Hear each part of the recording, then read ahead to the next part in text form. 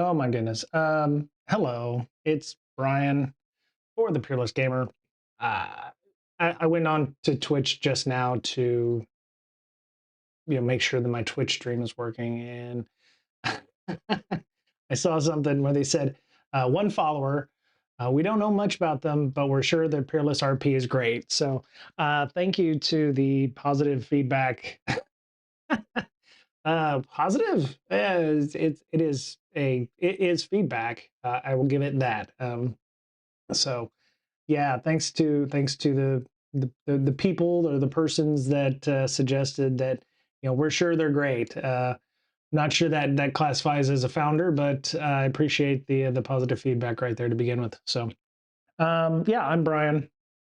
I do this not for everyone's, I started this doing my own enjoyment. I have another campaign that I just finished up using Ironsworn on YouTube, and I am working my way up to starting another campaign using a different system on basically Fate. And so that is the system that I'll be using, kind of a Fate slash fantasy role playing using Freeport, which Fate Freeport. So um, I do kind of want to get right into this because this is kind of take two. If any of you or the ones of you who might have saw the previous stream, I was bouncing around a little bit in the stream, and I wasn't thrilled with that version. So this is a different take, a different take two, if you will, on getting to where I need to be, which at the end of this stream should be a character. And we're going to create a person web of how this person is in the world. And I've been thinking about cosmology and other things as well, because eventually I would like to, if this character survives that long, to be able to move around in the world and do things and make things better. So I'm going to bring up the play screen. So what you see here is, I wanted to use Fate because I think it's probably, it's a bit crunchy, but it's also a bit narrative, right? And that is kind of what I'm looking for with regards to how I want to run the world. The aspects are very similar to, I want to say aspects are a bit more general in terms of feats. If you play Dungeons and Dragons, there's feats.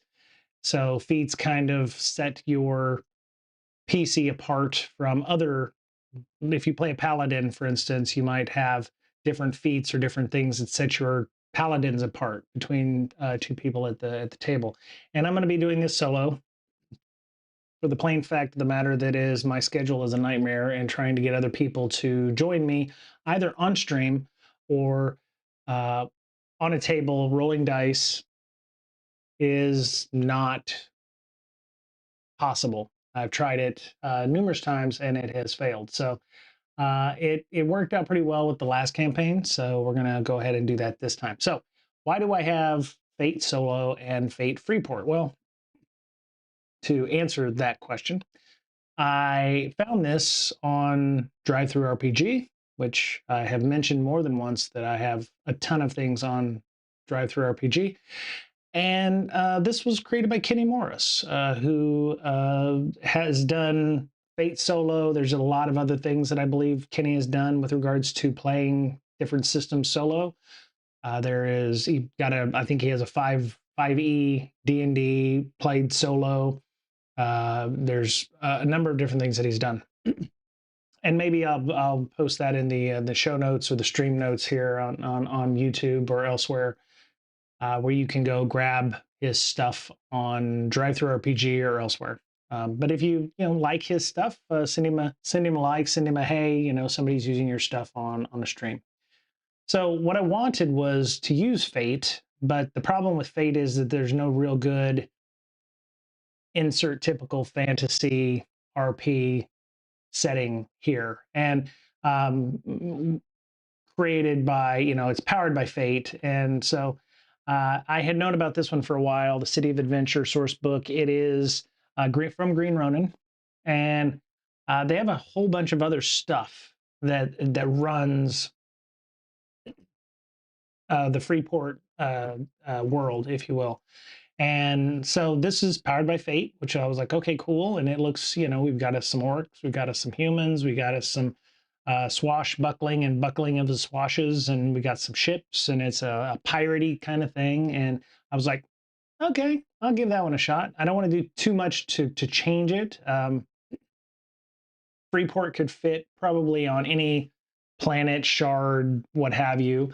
And so that's one of the things that I was trying to do, was trying to create, some of it is already built. And so there's other systems and other things that I was thinking about adding as well. And we'll do that as we get through the areas here. So um, this was in 2023, so it's 12 years old. But the great thing about Fate is there are numerous ways. It doesn't age out, if you will. It's not like if I'm using AD&D or if I'm using GURPS third edition, it's getting a bit weathered or aged. The way that everything is set up is kind of nice. So we're going to use the setting. We're going to use a lot of the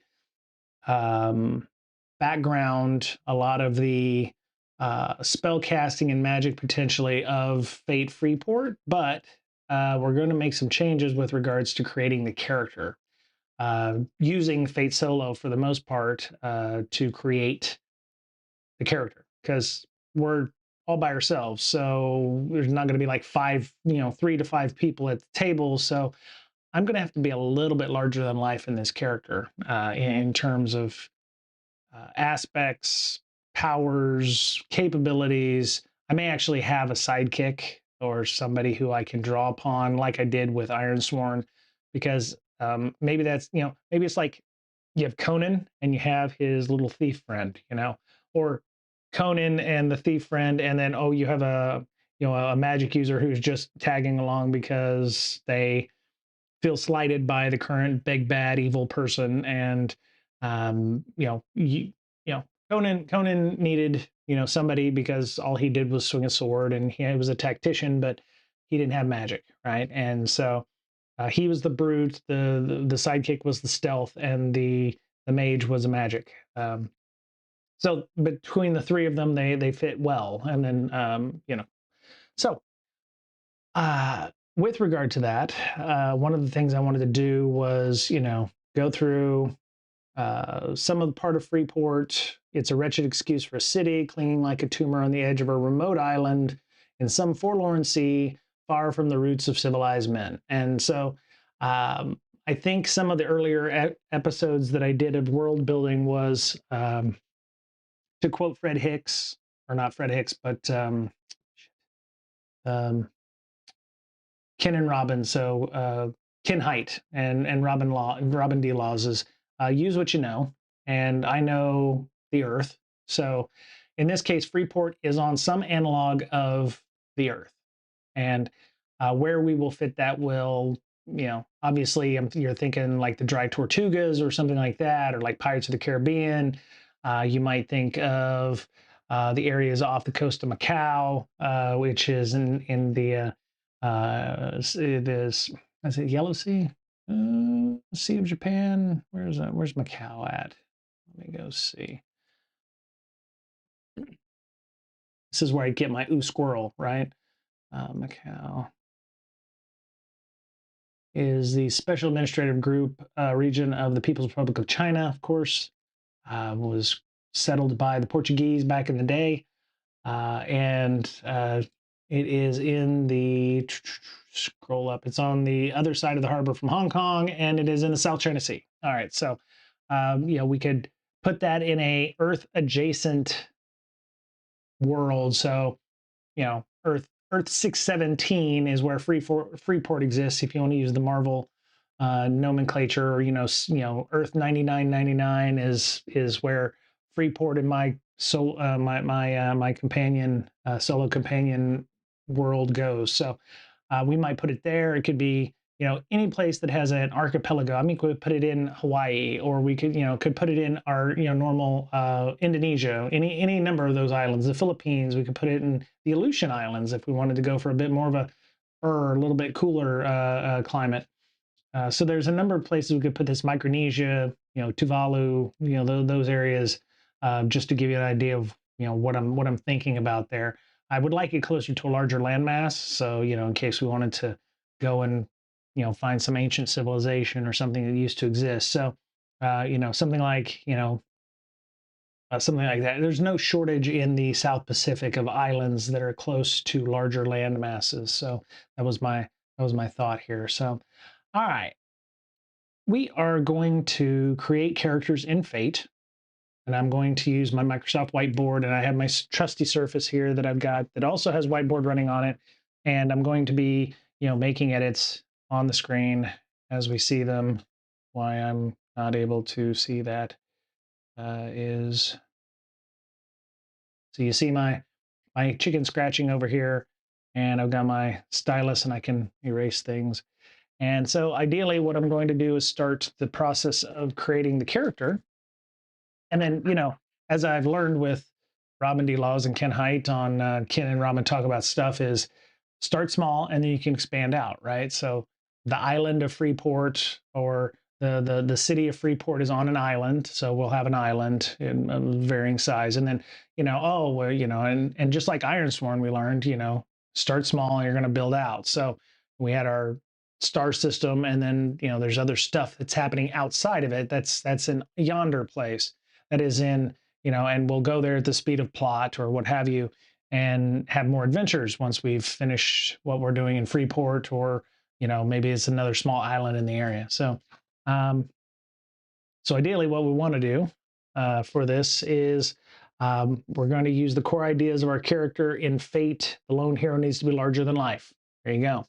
With that in mind, the power level of the hero using the Fate system is Pulp Adventure. Okay, so one of the other things I wanted to, let me see, where is it? So they kind of cover that here in the Fate Freeport as well. So they talk about standard, high power, epic, and I am in this case this is a bit more of, I think, original Fate, whereas the other version in Fate Freeport is more Fate like accelerated or something like that, because they use 5 numbers for skill distribution, whereas the characters in Fate Solo have is like more of a free form. So this is where they're kind of shoehorning the attributes from 5e into Fate in this case. So you have standard, high power, and epic, and there's 6 values here, which would be strength, dex, int, con, whiz, and charisma. Strength, con, yes. So if we're going to use Pulp Adventure ideas here, we kind of want it to be somewhat high power or close to epic. So we're going to have 1 stat on our character, which will have a name. We'll have a name. There we go. Pardon my poor writing. All right, so we have a name, and then we're going to have, strength, con, int, whiz, dex, and charisma. And that will, be how we kind of like how Fate does with approaches and Fate Accelerated. It's, you're either going to be real, brute, or you're going to be stealthy, or you're going to be, sly and stealth, conniving. And, there's going to be different approaches doing this. These pluses or minuses that you're going to get are the 6 skills that allocate ranks based on that. So I think what we're going to do is we're going to do epic, because I can always tailor the encounters based on that. So in this case, so what kind of character do I want to have? Do I want to have a nice, well-rounded character where my strength is probably, in my wisdom or my dex, so I guess in this case, kind of like with D&D, what kind of character you want to play? Do you want to play a fighter? Do you want to play somebody who's more stealthy? Do you want to play a barbarian? I think for myself, I'm kind of wanting to play kind of like a cavalier, or somebody in the swashbuckling realm, kind of like I don't want to say Jack Sparrow. I kind of do kind of want to say Jack Sparrow, but he's one of those people that's kind of lived not a rough life, but not a glamorous life. He's maybe fractured an occasional ordinance or two, So I'm thinking strength is going to be, say we have a 0, a 1, a 3, a 4, a 4, and a 5. So I'm going to say let's give him a 3 on strength because he's, you know, kind of average, I would say. His con, I'm going to make a con of 4. I want to save the 5. I think I want the 5 to be Dex because I imagine him running around in the sails of a ship or being stealthy. Maybe he doesn't walk around with a long sword, or you know, that. Of course, that means you know his 0 is going to be hurting. He's going to be either dumb as a brick, or maybe 0 in this case is average.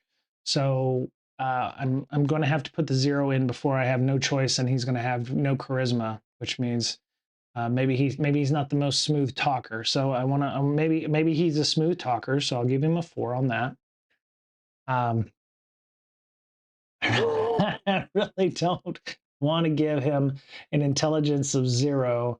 0 in this case is not like he's got intelligence of 3, like you know the 3 to 18 range. I would just say he's probably got average intelligence. And maybe his wisdom, maybe he's a bit more streetwise, or he has common sense, but maybe he didn't come from an educated background. Let's just say that. Let's see, he didn't come from an educated background. He grew up on the streets, kind of like Aladdin in this case. Maybe Aladdin wasn't formally trained in anything. So, you know, maybe he's not going to be a spellcaster, or maybe he, you know, learned on the job. So his wisdom is a little bit higher. So I'm going to say he has an intelligence of 0. And his wisdom is a 1. So he's not stupid. He's just, you know, he you know, I don't I expect him to talk his way out of things, but he's gonna have to have somebody, maybe his sidekick, or maybe the person with him, that as we go through the aspects is going to connect him to the world, will make up for his lack of intelligence. Maybe he has a cousin or something like that. So all right, so let's see. Stunts and refresh. All right, so the second dial is really a pair of subdials, both related to stunts and refresh. You can adjust the number of free stunts. So stunts are, in this case, where are they? Stunts. Let's go over here to stunts. Let's see, aspects, surprise factor. You can adjust the number of free stunts, increasing it from the default of 3 to 4 for a higher power game. Okay, so we'll have 4 stunts. All right, so I have 4 stunts. The second dial is to increase the total of refresh from 3 to 4 or 5. You know, the refresh is something that we'll probably need quite a bit of, depending on if we get into battles, or if we have to talk our way out of things. That'll be helpful. And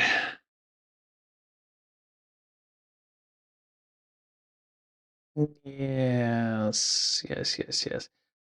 Some of this is going to take a little bit of time to understand and learn. I have dice. Actually, I have fudge dice as well. I'm just not thrilled with using them. So what we might end up doing is you know, like a die 6 and a die 6, and I'll just subtract from those to reduce the number of moving parts that we have with regards to dice rolls. And I may just add a -5 and a -5. So maybe we'll do that. All right, so I want to start with aspects. We'll worry about the stunts and refresh at some point in the future. Aspects have always been something that has, I don't want to say confused me, but I've always found difficult to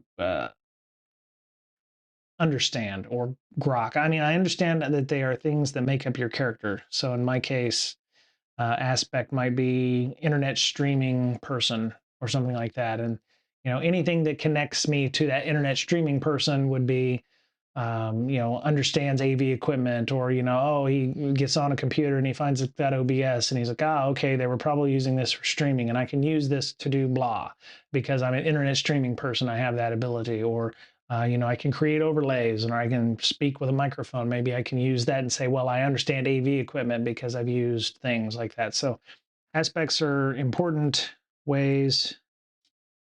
God, when all you do is type all day, your handwriting skills kind of go to shit. So aspects. All right. So in this case, we're going to use, they say 5 aspects for on the Fate free port. In the Fate solo version, they suggest 7. 7, surprisingly. Not only because it fits nicely with the pulp adventure level, but also with the ideas I had for creating aspects in a solo game. It also makes the character more rounded in what they can do. So yeah, so we want to be well-rounded. Maybe I'm dumb as a post, but I know how to move a ship. Maybe I have that. Maybe I have knowledge that is specific and a bit on the bespoke side, but anything else I'm pretty much useless, right? Maybe I'm pretty good at fighting with daggers, but anything else I can't shoot crossbow for nothing, that kind of thing. So I'm going to include 7 aspects. Sorry, 7 aspects in my in my character. Good Lord, it's going to be a long stream. So the first, it says there's 2 ways to start, either high concept as usual or with the trouble. So ideally with the trouble is going to be the goal, or it's going to be the thing that, this would be the high trouble. I think the big trouble, right? Like you're wanted by the local thieves guild or something like that. Something that might be persistent, might come up at the most inopportune times. So you can use that for like a fate refresh, a fate point refresh. There might also, yeah, standard trouble aspect, especially the personal struggles, the differences, the whole character should be built around the contradiction between the trouble and the high concept aspects. Interesting. Um, hmm, that is interesting. Yeah. Okay, so he actually calls out a specific goal, having something you want to see as they've done or not. This is very similar to Ironsworn when you have a goal or an iron vow, which I still didn't quite understand how that works with you're swearing an oath on a piece of metal, and that's yeah, I just had real issues with that one in that game. Um, all right, so the high concept. I think I've already talked about some of the high concept just from when I was rolling that. I want to be um, maybe I was the first mate on a ship, or um, you know, the high concept would be like a Captain Jack Sparrow light. Little less of the mumbly drunk guy. So um, so in the examples they have over here, one honest watch captain, the toughest mug on the docks, uh, wanted by every navy afloat. Okay, so this would be like you're a pirate, or a privateer, that kind of thing. Toughest mug on the docks. I don't know if that's a high enough concept for me. Um, Of course, your aspects don't need to be Freeport specific. Personality quirks, fears, tendencies, and relationships with NPCs or other PCs make excellent aspects, as can an important personal gear. So yeah, maybe I have a favorite dagger or something like that. Um, and my first thought was like a street rat with a heart of gold, but that sounds very much like Aladdin, and I'm not sure I want to do that. Anybody watching it have any thoughts about what to play? Because my other thought would be to engage something like an AI, like my Copilot that I've got running on my MacBook here, that I could suggest or have it suggest something as well. Because I'm not against using AI, so if that's a problem y'all have, I um, respectfully will ask that you be respectful, because I use it when I'm lacking a method by which I am not stuck or get unstuck on things. Um, so let me see. Hello, you are the creator of Fate. RPG. And in this case, you're telling the AI, what you want to impersonate, right? Or what you want it to impersonate. Give me a high concept for a character born in a pirate port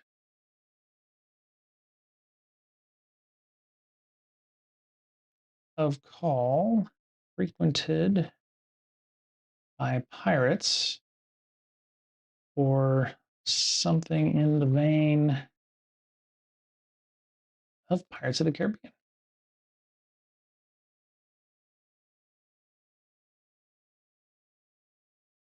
All right.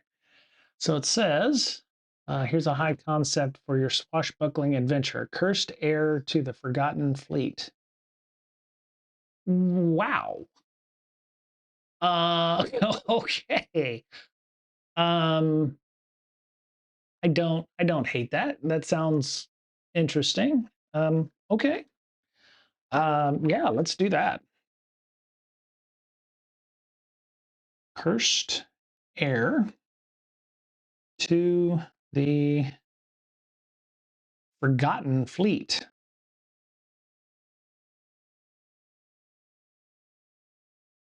Okay, so that's interesting. That brings up, what's the forgotten fleet? Why am I cursed? What's my relationship to the person who, ran the forgotten fleet? I mean, how did the curse occur? I mean, there are so many ways you can take that right now. It says the character grew up in a bustling pirate haven surrounded by tales of a legendary ghost fleet that vanished under mysterious circumstances. As the descendant of one of its cursed captains, they bear a dark legacy that binds them to the sea and compels them to uncover the fleet's fate while fighting to break the curse that threatens their soul. What do you think? Should we flesh it out a bit more, tweak it to... See, I don't necessarily need to use that background, but that would be nice to have if I wanted to fall back on that. I may have a different idea there. It could be, maybe I was the son or daughter or child of somebody who cursed the fleet, or maybe it was a fleet that went out to battle and didn't come back, or something like that. So there could be a number of ways to take this. I might actually keep that response just in case, because that by itself could be a whole campaign on its own, right? Anyway, number 2. The second is either the trouble or the high. Okay, so we need the trouble. Okay. Using the same role as before. What would be a trouble aspect? And maybe that's something, I'll see what it comes up with. Bound to the sea's whispers is the trouble aspect that's suggested. This represents the character's inability to escape the mysterious pull of the ocean and the cryptic voices of the cursed fleet. These whispers might offer tantalizing secrets or warnings, but they could also lead the character into perilous situations, making alliances difficult and trust even harder to earn. This trouble embodies a constant inner and sometimes outer conflict that complicates their journey. Bound to the sea's whispers. See, this almost feels like I would be a warlock or something, because I'm bound to something that maybe the curse is not a curse to me, but it's a curse to others because of the bargain that I created for them. Anyway, there's a number of different ways we could take this, which is great. What, do you have something else? You have something else.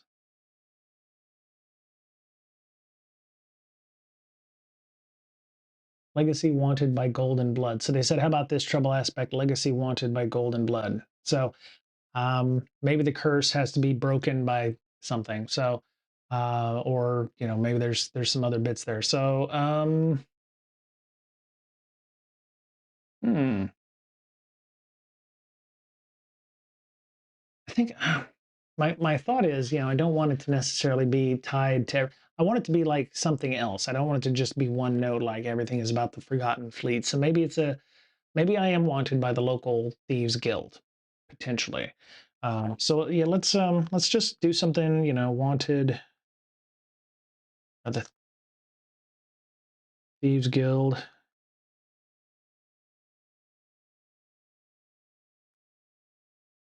No, run afoul of the thieves guild.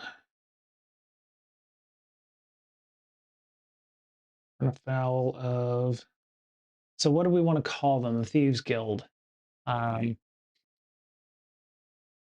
would be a name of a thieves guild that we could use? Because oh, thieves guild. That just yeah. Um, hmm.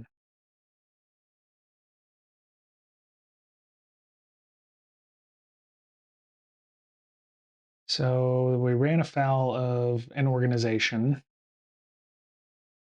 Give me a list of. Give me a list of thieves guild names.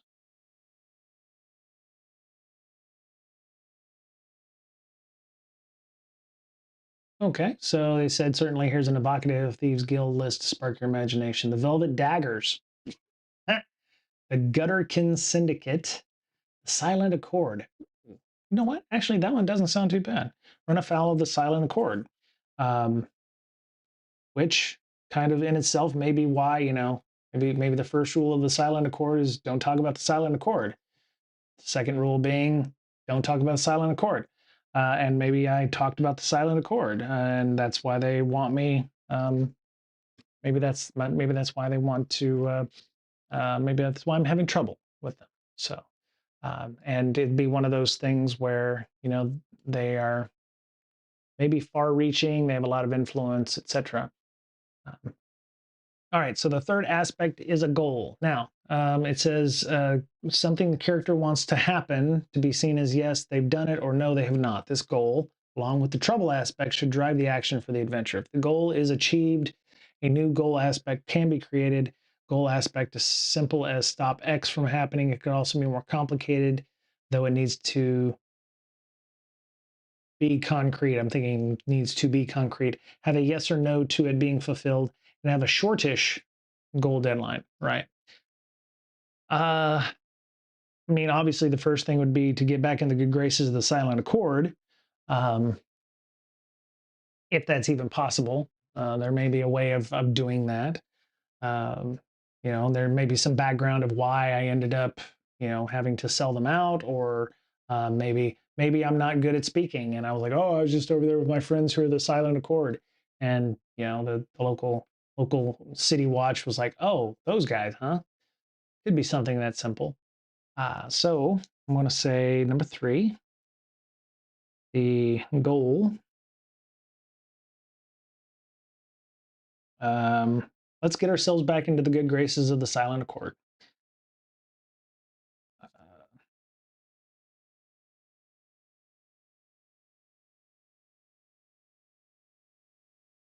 Silent Accords. Let's get back on the good side. The Silent Accord. And there's our hook right there. I imagine that we've been out. It's been a couple of months. Maybe we've come back from the ship. We know the Silent Accord is unhappy. Or maybe I'm such an idiot I didn't realize that I sold them out, and we'll figure that out. We'll figure that out. All right. The fourth and fifth aspects are linking aspects. Okay, so this is where I wanted to kind of do the person web, right? And at some point I'm gonna have to figure out a name, but for now, let me shrink this up. And what I want to do is I'm going to draw something. So I have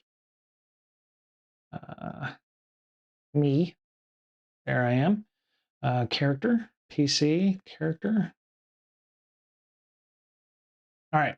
So our fourth and fifth aspects are linking aspects. These link the character to the world, another person within the world, or the character's backstory. Well, Um, there's a ton of work that could go here. As a matter of fact, in Fate Freeport, they suggest um, that you, where was that?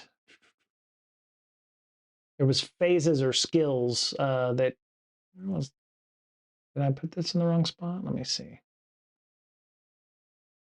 I want to say I read that somewhere, but there was like different phases of your life, like when you were a kid, blah, something happened to you, and that was, something that teaches you something. So the fourth and fifth aspects, I think we're going to say in the world. Okay, I think we already have one for the world because we're heir to a forgotten fleet. So um, maybe we have a character, a family member. I'm going to say we're going to have a family member, and that family member is, you know what? Let me see. So what I'm going to do is I'm going to do something, I want to say unorthodox, but in this case, it's going to be, I'm going to roll a die 10, and the closer to 1 being me, and 10 being how far away they are, will depend on things like, are they related? If there's like between 2 and 5, maybe they're related, maybe it's a distant relation, all the way up to number 10, which might be, um, somebody that I'm friends with or grew up with. So I'm going to use my fancy dice that I got from Flying Horse Duck. They don't pay me to, pimp out the place, but they're really nice and they're actually quite big. So, like I said, my 31 millimeter die 20s are in here.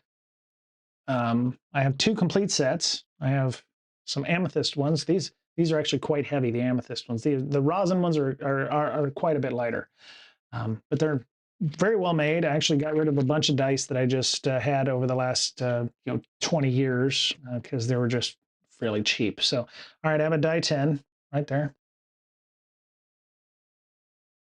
And so 1 is me, or 1 is going to be like extremely close to me, like brother, sister, mother, father kind of thing. And then, in concentric circles, how far out. So,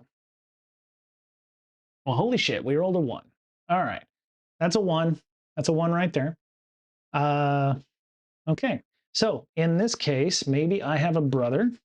Maybe. Okay. So I have a brother.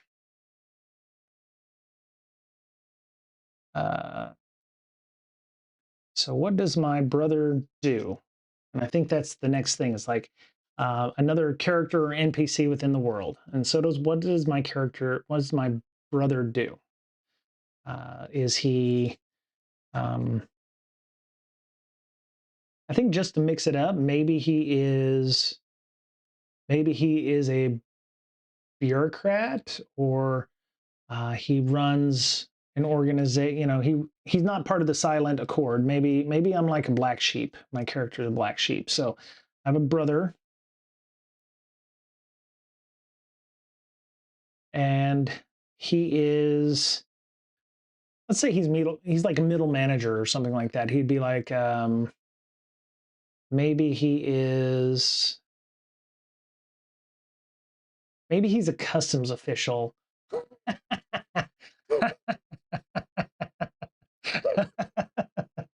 I'm just, I'm just, I'm imagining a pirate haven. They actually do legitimate business, but there's pirates, right? So there's smugglers, and so his brother is a customs official. Uh, oh God. Okay, that's hilarious. All right, I love that. That's a great idea. So he's a customs official. Uh, So here's a question: is he on the up and up? Because he's a customs official. Does he like to be bribed? Oh, let me uh, pop that up a little bit. There you go. He's a customs official. Is he on the up and up? I'm gonna say. So what I'm gonna do is I'm gonna roll D100, and the closer he gets to 100, the more corrupt he is. So if he could be corrupt too. I'm not saying he doesn't have to be a straight and narrow. If I'm not straight and narrow, maybe he's not either. Maybe it's a family religion or something like that. So, all right, I'm going to roll my 2 die 10 from the amethyst ones, and they're very heavy. A 64. Okay, so in this case, he's not against taking the odd bribe, but he does. I would say he takes his job somewhat seriously, but maybe if maybe he's partial to coconuts, and when there's a coconut shipment that comes in, maybe he turns a blind eye to a handful of coconuts. I've got a lovely bunch of coconuts. So he is. I want to say he is not against being bribed, and yes, um, maybe he will take the occasional sack full of gold. And maybe that is how the brother and the PC get sack of gold. And I'll clean this all up later. I'll put it in a nice markdown HTML file with some graph bits on it to make it pretty. Maybe his brother, maybe my brother sends me information about incoming shipments of legitimate goods that come in. He gives me information about ships that I could join as part of the crew, that kind of thing. All right, so I think we need to have another one, another aspect. I'm not sure we need to have it about the world, though, again, like I said, but this is part of the character's backstory. What do I want to do about the backstory? So, lost love? Because we already have an organization. We have the Silent Accord. Apparently, I have some sort of, we, being my brother and I, have some sort of weird legacy of a forgotten fleet, that we're one of the heirs to the forgotten fleet. So maybe our parent, maybe the parent that we had before, or the person that we know, maybe an aunt or an uncle, maybe the aunt was the captain of the forgotten fleet. Could be something like that. So character's backstory. Maybe it was something I did that caused maybe it was something I did that caused the fleet to be forgotten. Of course, the forgotten fleet could be hundreds of years old, and it's passed down. We'll have to figure all that out, and that's part of the fun. Let me see. Character's backstory. Do we want to be a Disney princess where both of our parents or one of our parents is dead? And if so, how'd they die? Right? Maybe we have another relative.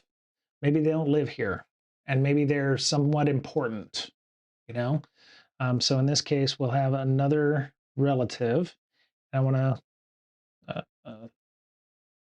in this case, I think I put a wavy line because, I don't draw lines straight, but this could be like a tenuous connection. Maybe this person, maybe it's an offshoot of the family. Maybe maybe it is an aunt who, let's say it's an aunt, and could be that we don't even know about this person. Maybe somebody we've only heard about from our family members, or the brother, you have a, your aunt, started up a, multi-million-dollar business and lives on the coast, and you've only seen them once or twice in their life. And so we have an aunt. Let's see how rich she is, because I think that's the thing too. We want to see how we want to add some things that could cause some problems. So let me go ahead and do that. 72. Okay, so this aunt is not like emperor wealthy, not king wealthy, which I would put around like the 85 or 90 range. If they're a king, emperor would be like 99 or 100. But she's fairly well off, and maybe she owns a shipping conglomerate or something like that. So the aunt is a shipping magnate on a different island, or owns a maybe the aunt owns a fleet of ships herself, right? Okay, and that would kind of maybe fit in. Maybe the PC is unaware of that fact, or maybe so what would be a good example of a company. What, given the setting I've proposed, what would be the name of a shipping company in this setting? And so, not to opinionize too much, but in solo roleplay, there's a lot of tables that you have to consult, and so I'm treating the AI as a ever never-ending list of tables that you can refer to.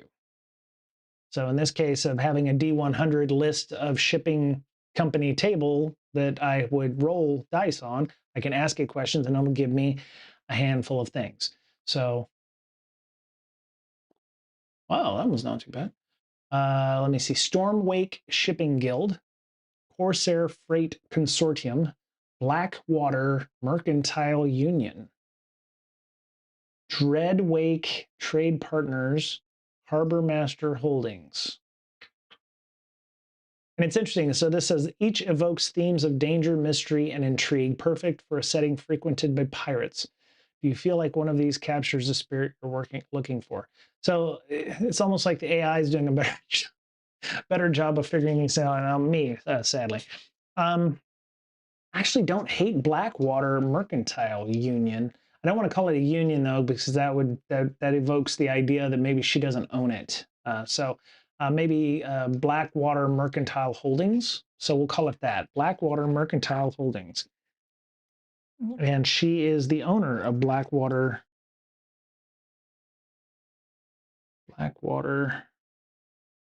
Mercantile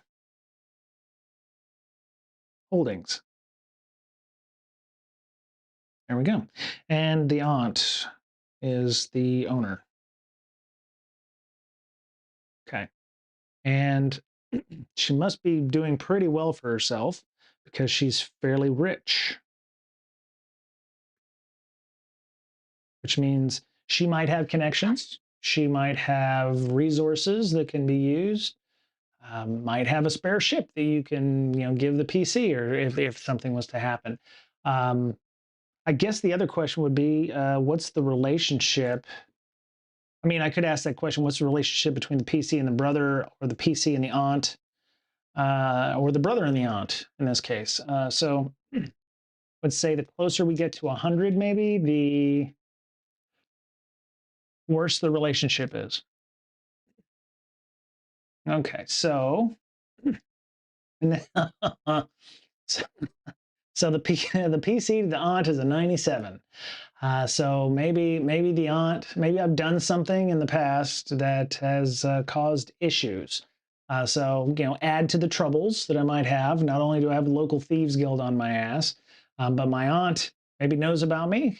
Maybe our side of the family is just awful shits that, she doesn't want to work with or for. So maybe there's some disdain there. Maybe we're the poor schmucks who live in, podunk nowhereville, and she's in some high class place in some big city somewhere. So this is not a good relationship.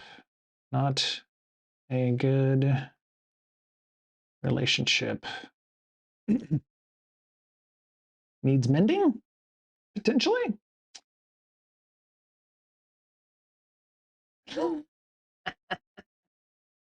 Oh my God. Okay.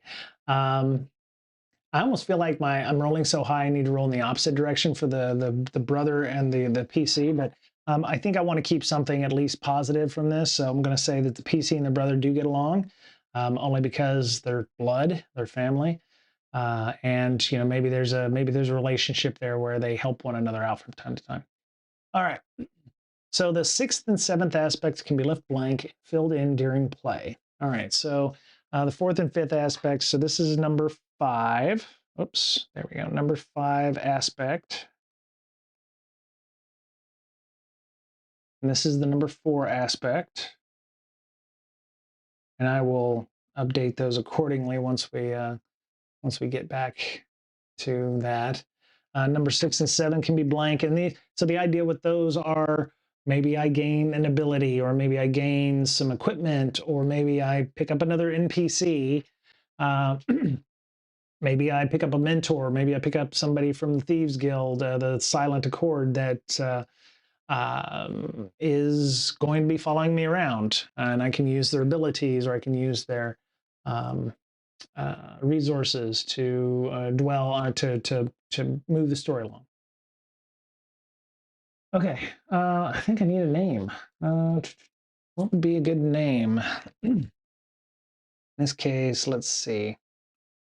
I'm going to roll a 20-sided die, and I'm going to, the first letter of that name is going to be the first letter of, if it's 10, J, it's going to be 10, right? So, okay, I'm going to roll this. That'll give me a 14. So the 14th letter of the alphabet is, oh crap. Should have thought of this before. 14th letter of the alphabet.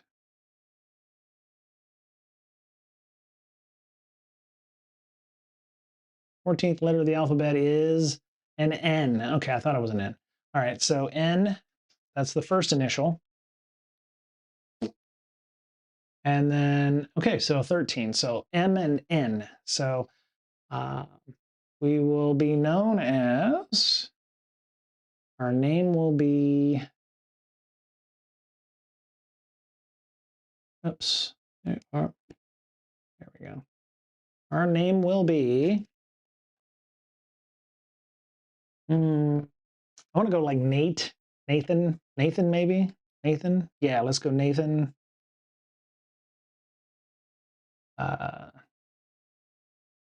Do we want to give him a handle? Because pirates have handles, right? Bluebeard. I need to pick an M name, so Montgomery came up was the first thing, but I don't want it to be like that.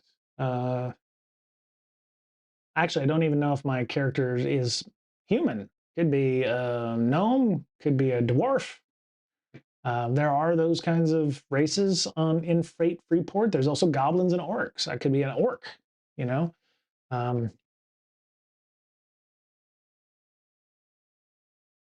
Nathan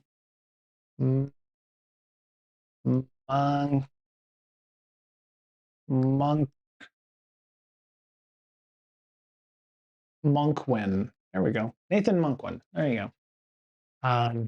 Captain Monkwin, was the person who was part of the Forgotten Fleet, if you will.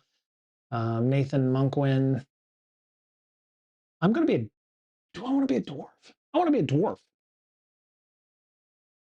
Not that that makes any difference in, my abilities. It would give me stuff. I think they mentioned here that dwarves have dark vision, typical D&D stuff, right? Where, let me see. Yeah, so these are the different things you could be. They have like classes here or skill packages. So, I need to find something that matches my skills here. So I would need something that's, a 5 in Dex.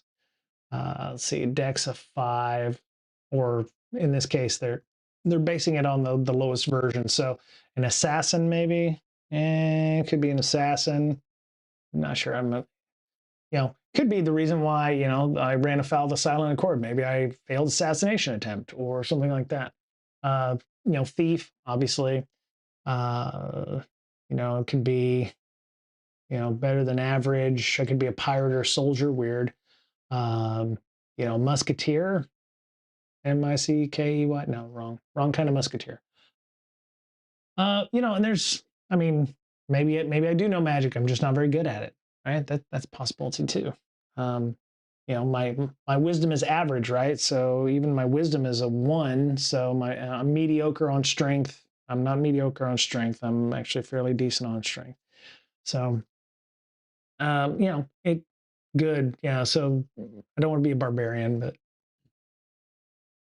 and you don't even have to use those. I could just be me and deal with it that way. So yeah, here's the skills and stunts. Your refresh begins at 3. You can play up to 3 free stunts. You might have flexible honesty, back alley sneak. So this is why some of the feats, right? Menacing growl, combat panache. Maybe I'm really good at fighting, so I get a plus. I can use my charisma rather than strength to fight with, or something that might allow me to move it. So Dwarven Cave Dweller, there you go. You always ignore situation aspects related to darkness or being confused in tunnels, caverns, dungeons, or the like. Not to be too stereotypical in this case. I'm hoping that, just because I'm a dwarf doesn't mean I've lived in a tunnel or an underground all my life.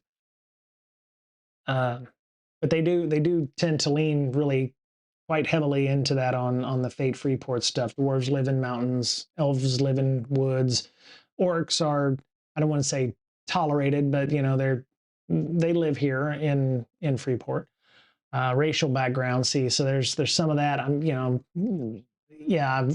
The first way to represent race is a very minimalist handling of the issue. You just declare your race, write it on your character sheet, and do nothing more. I'm partial to that because I think I'm going to find ways to do things as a dwarf. It says there's no aspects, skills, or stunts associated, so the race you've chosen has no mechanical impact on the game at all. I would say that there's enough dwarves, there's enough humans, there's enough elves that we're going to do those things ourselves. So yeah, they say second level requires a character to have an aspect that refers to his or her race. I don't see, people hating orcs and humans. I mean, we may not like somebody, but it's not because they're an orc or they're a human or they're a goblin or whatever. I think we're probably all, getting along with one another. But if you hate somebody, it's going to be because they have a difference of opinion, not because of the color of their skin or who they are. So, yeah, so they say example dwarven stunts here. You've got toughness, I've got stability, so it's hard to knock me down. I get good constitution, which I got a better than average constitution. Okay on strength, dark vision. So that would be something that isn't, it's wisdom related, but I can see without a source of light. Humans might have some kind of goggles or something that allow them to see in low light, or they're just smart enough to bring torches. All right. Yeah, so I mean, we can add some stunts later. Yeah, so there's hobgoblins, there's goblins. I think I mentioned in the previous show about Azhar. They're from Efreet, so very much like maybe the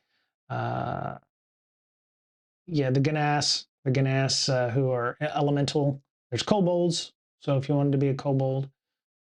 Plain touched are the Asimar or the tieflings. So you've got those as well. And then, it's obviously magic and spell casting. So maybe some of the magic is around ship repair or being able to calm the winds around you. So there's different aspects for those things. So if I wanted to be a spellcaster, I would have had to have probably taken an aspect of that. Like, I'm bound to I'm bound to the sea or something like that, like it was mentioned earlier.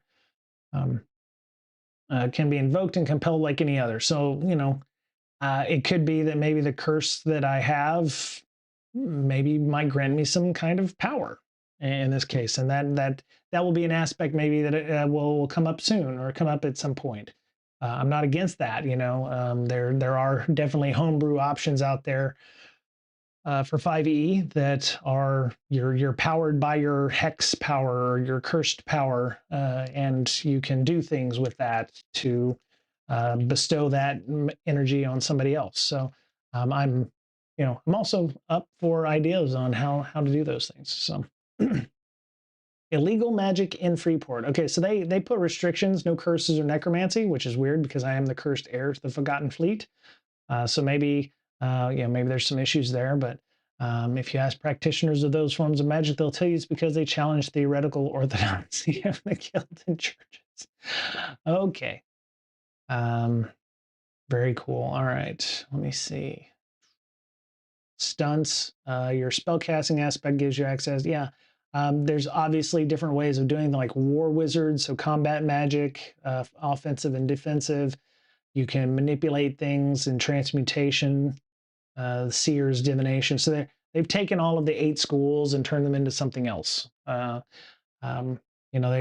probably should have a battle priest. Here you go. So they have a cleric in this case, a good cleric who actually uses a mace and actually fights instead of just casting heal wounds on everybody.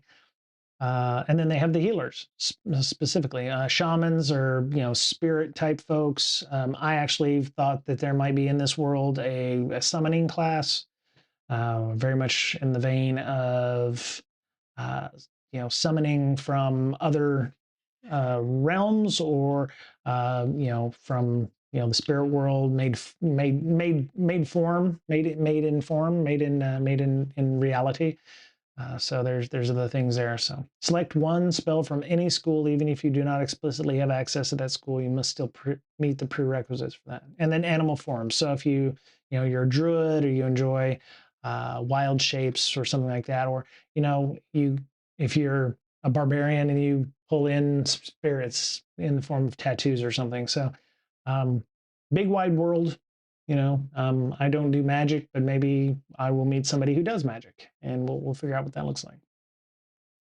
Yeah, I don't have to worry about the magic stuff just right now. Making my own spells, so they have a whole area on making your own spells. They actually have a list of spells that aren't in the SRD, which, if you've been watching recently, Wizards of the Coast just released the SRD 5.2, which I think is some of the 2024 related items.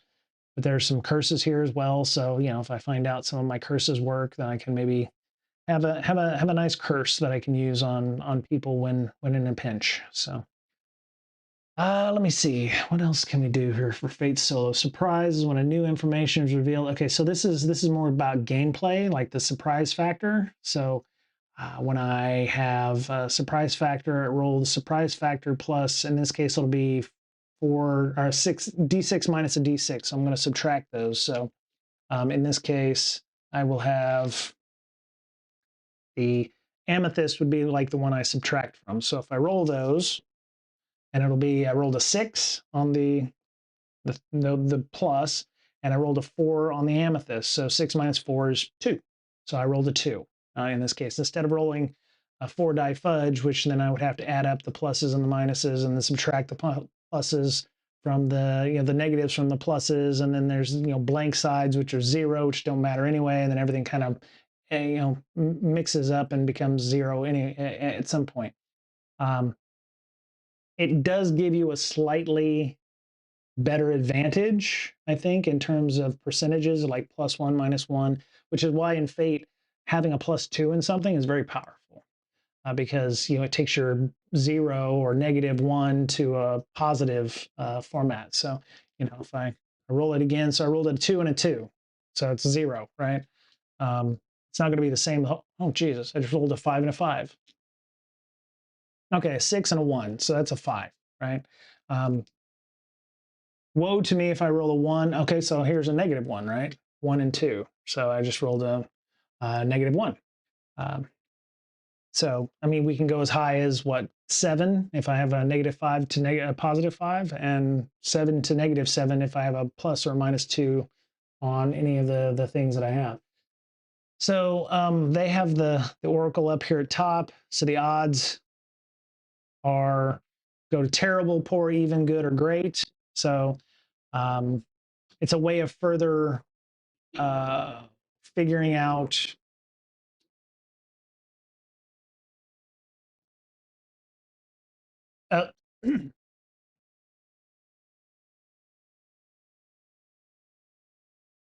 okay. I'm sure you all hear the jets flying over. What I find interesting is that the 4 to -4 doesn't matter. It's just how the odds are, right? So if you have a good chance of doing this, of jumping across this 2-foot area, you're going to say, well, the chances are great. And then I'm going to roll, d6 minus d6, and it's 4 minus 6, so -2. So -2 is a no, plus plus, yes, minus minus, which, oh, what? Okay. Some results have 2 options. The first non-blank dice forces the result of that. Okay, so in this case, non-blank dice. What does the first non-blank mean? Is it like the furthest one to the left, because I will use the fudge dice if I need to. It's just the first non-blank dice forces the result of that. If you get 4 blanks, you get to choose what results you want. Okay. It may be that I have to change and use a different Fate solo implementation. There's not, there's not one version of this. The Oracle up here looks very similar to Mythic, where instead of odds in this case, it's like chaos rating. So the more chaotic the scene might be, the chances of your failure or success go up or down. So in this case, instead of odds, it's by chaos rating, but in this case, it's odds. So if I have so if I even odds right here, because the idea is what the surprise roll. So the idea is they want to keep it random. They want to work on the randomness. So you do something, you're going to get a minor surprise. So yes, you jumped that. You jumped that. Well, I failed in fact to maybe jump that 2-foot bit. So while I may have jumped over it, there was also a loose rock on the other side. So I ended up tripping and falling and busting my head or something like that. So, some things are not as they appear, or the scene takes a new direction. So instead of me actually negotiating the deal with the ship captain, the new direction might be, well, the captain is, not cool with maybe he gets some last minute instructions that, that's not the way this is going to go. And then the major surprise would be the adventure takes a completely new direction. And it might be possible that the PC is aware of these changes. Okay. So and that will be interesting. We'll see how well that goes. I'm not against scrapping this and moving to a more, fate-based option. Let me see what... There are more Fate solo implementations. I think I bought all of them on DriveThruRPG. Let me see, where is it? Yeah, does anyone... There are several Reddit posts on, does anybody have experience soloing Fate? Here's playing Fate solo. Here's an experiment here. GM emulation. Decided to use Fate accelerated. So there's a number of different implementations out there. I think it just depends on what your appetite is for. And I could just say D100. The only reason I'm using Fate is because of the aspects part of it, or something like that. So but yeah, there's a number of different ways I could go with this. So. Let me see. What else do we need to do? Is there anything else for our characters that we need to do? This rule compels. If you roll a negative on the Oracle, makes sense in the game, an aspect has been compelled, this can work with a surprise. All right, well, you know what? Where are my dice? Because I do have some. I'm afraid. Nope.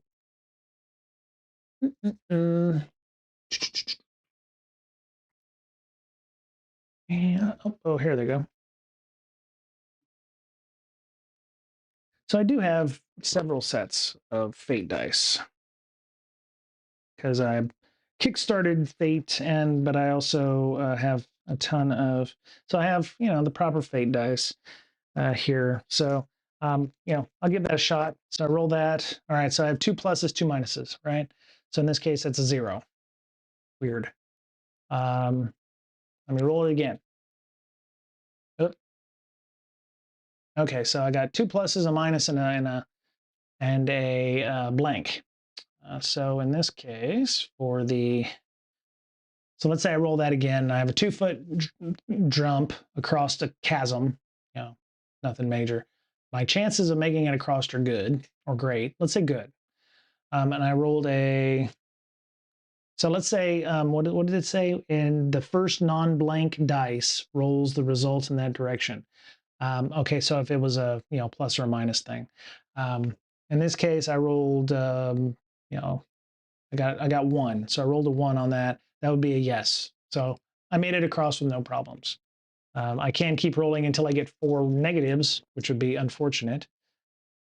Yeah, see here, I got a -1 on that one. So a -1 would be a yes minus. So I made it across, but maybe the area on the other side was a little bit janky. and maybe I stumbled a little bit or twisted my ankle for something. So it's a minor issue. Oh, here you go. 3 minuses and a negative. So it's -2. That would be no plus plus or yes plus plus. See, I'm still trying to figure out what that means when it shows a likelihood of something being true or false. Some options, the first non-blank dice, I don't have a non-blank dice. It's 3 minuses and a plus. So I don't have a negative. If you roll 4 blanks, you get to choose whatever the result you want. I guess in this case, it would be a no plus plus because I have, I got rid of the plus and the minus. So the only thing I had left was 2 negatives. So in this case, maybe it's a yes minus minus. I think I'm going to end up having to figure out a different oracle for this. Um, the documentation is nice, but yeah, there's going to be some potential changes. So stand by to stand by. If you have an idea on Fate Solo or an implementation that you've used, please feel free to drop that in the chat or on comments on the YouTube page. I'm still not against using Fate dice. I actually have several pairs. So I have some different colored ones here. I have some green ones.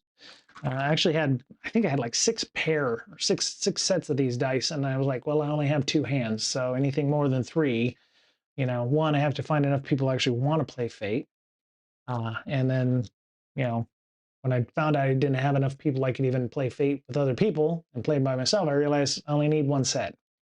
So, but yeah, that's where I'm at. So anyway, I think we've created our character. I will clean this up and put this in a nice markdown and put it up on the GitHub page that I'm creating for this game.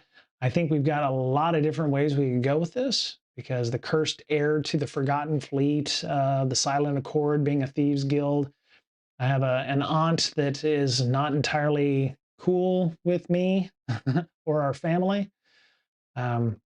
And I have a goal of maybe getting back on the good side of the Silent Accord.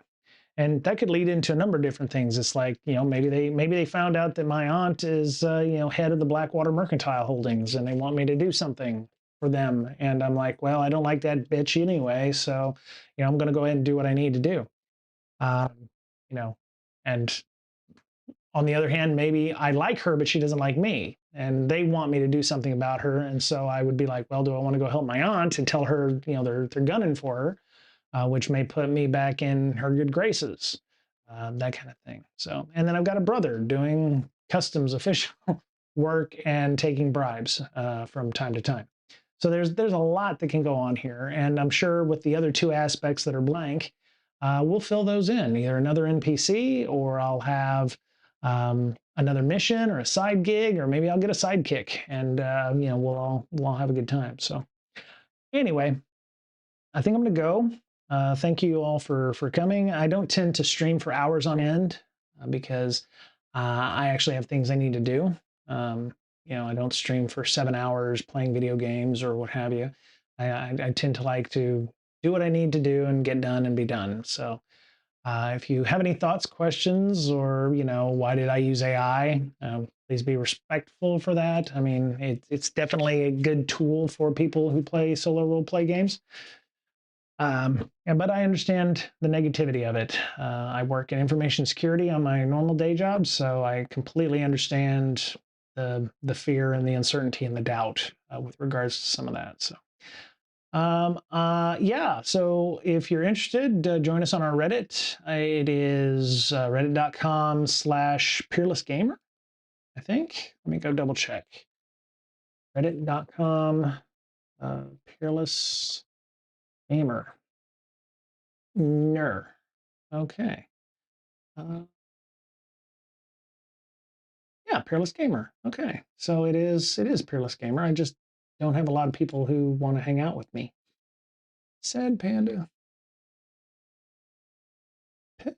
Sad panda. Yeah, so Reddit's being weird right now. So, but yeah, that is the Reddit page for Peerless Gamer, and there we go. And yeah, so come by, say hi. I've got a few posts in there of myself, me, myself, and I. And tell me what you think about the game, about the setting, and I'll add a post as well to cover what we're doing here. Next thing I want to do is maybe I want to get started playing, because I don't see any reason to delay. We've got a character, we've got the person web set up, we've got everything we need. I think we've got more than enough story hooks to go through. Maybe I think we just need to talk about a quick, who runs the silent accord, and maybe I'll do some of that offsite as well. And maybe we'll do that in the brainstorming on the Reddit site. So if you're interested in helping some world building, come and join me in the Reddit, and I will, give you credit where credit's due in the stream if you've helped out with ideas on these things. So that's all I got. So Brian Break, Peerless Gamer, have a great day. Take care of yourselves. So we're fond of saying around here, take care of yourself, because you're the only you have. Okay. All right. Take care. Bye, everybody.